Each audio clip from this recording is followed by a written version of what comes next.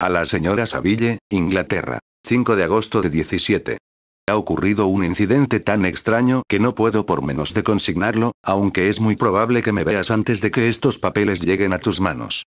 El lunes pasado, 31 de julio, nos quedamos casi cercados por el hielo que rodeaba al barco por todos lados, dejando apenas libre el agua en la que flotaba.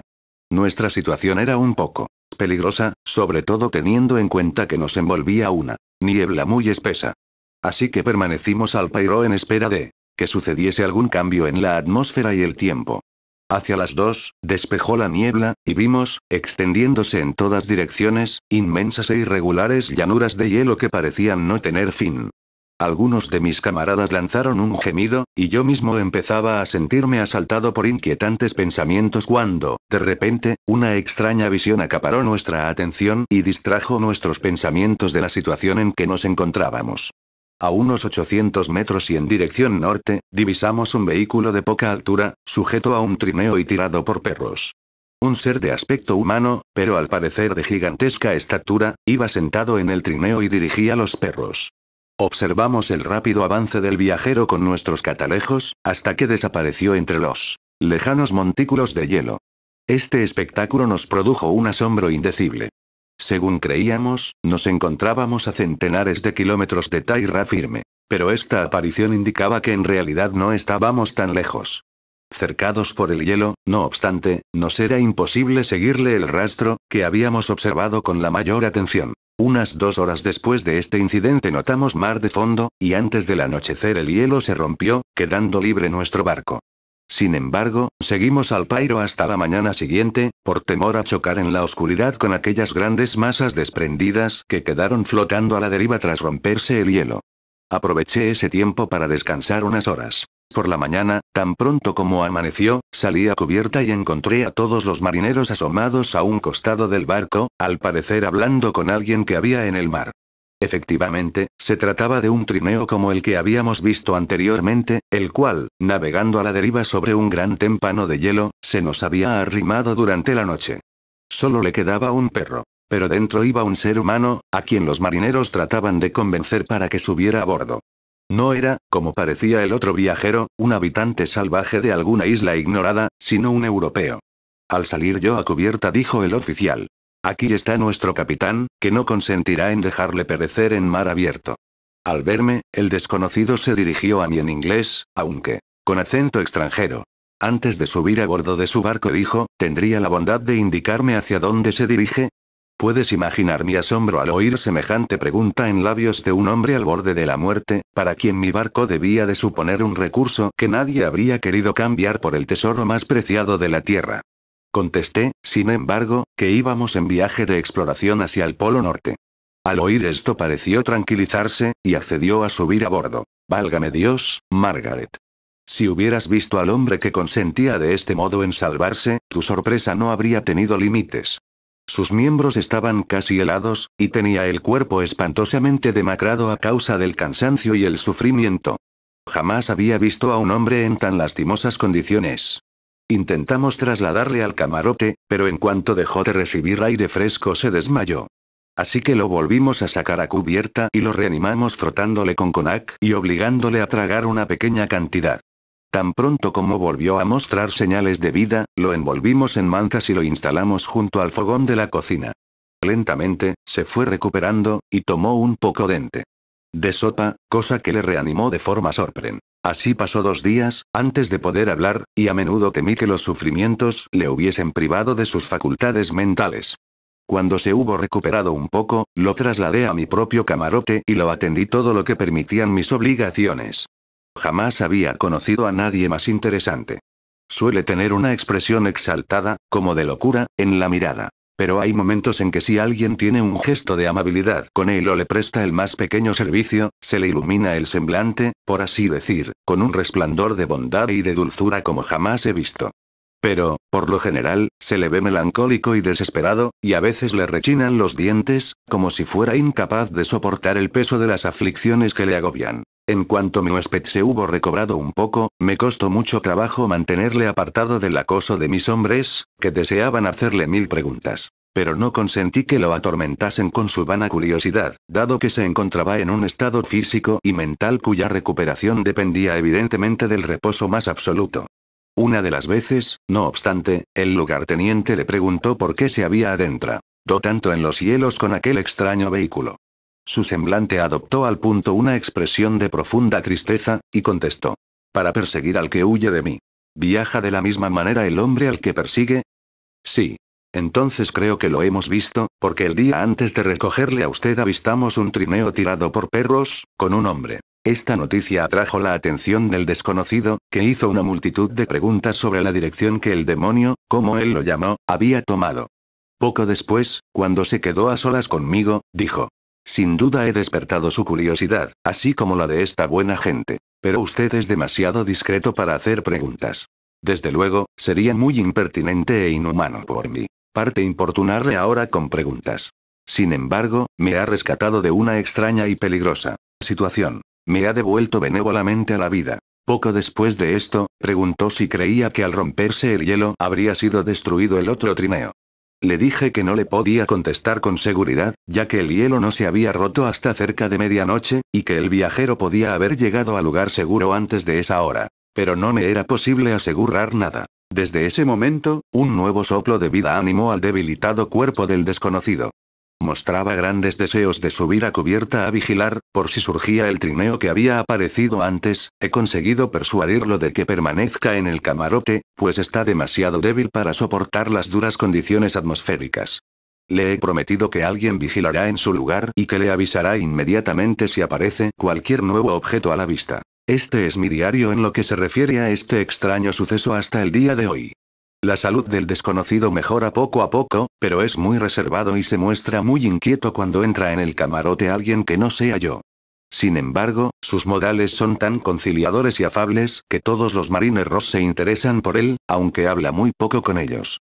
Por mi parte, empiezo a quererle como a un hermano, y su profunda y constante aflicción me llena de simpatía y ternura. Debe de haber sido una persona muy noble en tiempos mejores para mostrarse, en su estado actual de decaimiento, tan afable e interesante. Te decía en otra de mis cartas, mi querida Margaret, que no encontraría a ningún amigo en el inmenso océano. Sin embargo, es aquí donde he descubierto a un hombre al que, si la desgracia no hubiese quebrantado su espíritu, me habría encantado considerarle como el hermano de mi corazón. Si surge algún nuevo incidente que consignar, seguiré viendo a intervalos sobre el desconocido en el diario. 13 de agosto de 17. Mi afecto por el huésped aumenta cada día. Me inspira a la vez admiración y compasión hasta un grado asombroso. ¿Cómo contemplar a un ser tan noble destruido por el dolor sin sentir una profunda pena? Es bondadoso e instruido. Tiene una mente cultivada. Y cuando habla, sus palabras, si bien escogidas con la mayor exquisitez, fluyen sin embargo con rapidez y elocuencia sin igual. Ahora se encuentra muy repuesto de su debilidad y está continuamente en cubierta, vigilando evidentemente por si aparece el trineo que iba delante del suyo. Sin embargo, aunque desventurado, no está tan sumido en su propia desgracia como para no interesarse vivamente por los proyectos de los demás. Con frecuencia hablamos de los míos, que yo le he confiado sin reservas. Ha escuchado atentamente todos los argumentos que avalan mi éxito final y cada pormenor de las medidas que he adoptado para conseguirlo. Gracias a la simpatía que me muestra, ha logrado que le abra mi corazón, y no me ha importado exteriorizar el inflamado ardor de mi alma, por lo que le he contado, desbordante de entusiasmo, con qué alegría sacrificaría mi fortuna, mi existencia y todas mis esperanzas al progreso de mi proyecto. La vida o la muerte de un hombre no son sino un médico precio que pagar por la adquisición de los conocimientos que busco y que podría utilizar en beneficio de la humanidad. Mientras hablaba de esta manera, una sombra oscura invadió el semblante de mi interlocutor. Al principio observé que trataba de reprimir sus emociones. Se puso las manos delante de los ojos. Y a mí me tembló y me falló la voz al descubrir que le corrían abundantes lágrimas entre los dedos. Un gemido escapó de su pecho agitado. Callé. Al fin habló él, con voz quebrada. Infeliz. ¿Acaso quiere compartir mi locura? ¿Ha bebido también de esa bebida embriagadora? Escúcheme. Permita que le revele mi historia, y verá cómo arroja la copa de sus labios. Tales palabras, como puedes imaginar, excitaron enormemente mi curiosidad. Pero el paroxismo de dolor que se apoderó del desconocido consumió sus debilitadas fuerzas, e hicieron falta muchas horas de reposo y de serenas conversaciones para que recobrase la calma. Cuando logró dominar la violencia de sus sentimientos, pareció despreciarse por haberse dejado llevar por la emoción, y acallando la oscura tiranía de la desesperación, me indujo otra vez a hablar de mí mismo. Me pidió que le contase la historia de mis años jóvenes. Se la conté en pocas palabras, aunque esto suscitó diversas reflexiones. Le hablé de mi deseo de encontrar un amigo, de mi anhelo de simpatizar con un espíritu más próximo al mío que el de todos aquellos a los que había conocido, y le expresé mi convicción de que un hombre no podía vanagloriarse de ser feliz, aunque su felicidad no fuera mucha, si no gozaba de semejante bendición. Estoy de acuerdo con usted, replicó el desconocido. Somos criaturas incompletas, sin acabar, si otra mejor, más inteligente y digna de aprecio que nosotros, como debe ser un verdadero amigo, no nos ayuda a perfeccionar nuestras naturalezas débiles y defectuosas.